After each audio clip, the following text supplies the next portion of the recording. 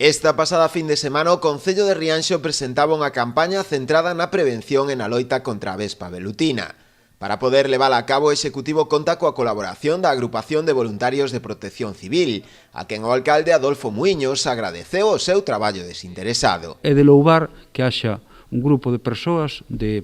voluntariamente de protección civil do noso Concello que estean colaborando coas comunidades de montes, que estean colaborando con persoas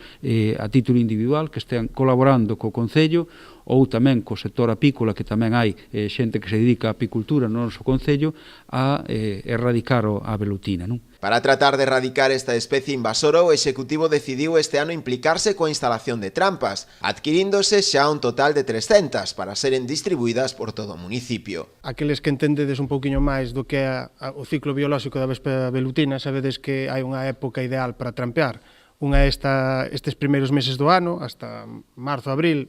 entendemos que é un bo momento para trampear porque é cando saen as raíñas a facer o seu niño primario para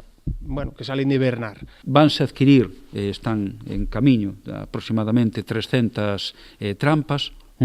300 trampas que se van distribuir cun certo criterio nas comunidades de montes e tamén algún apicultor que tamén as poida solicitar, pero tamén, como vamos ver no vídeo que nos van ensinar e que nos poden comentar, esta é unha trampa moi simple, un sistema que pode facer calquera na súa casa con elementos ademais caseiros e con menos custe. Aqueles veciños interesados en saber máis desta campaña poden dirixirse ao Concello ou ben á propia Agrupación de Voluntarios de Protección Civil.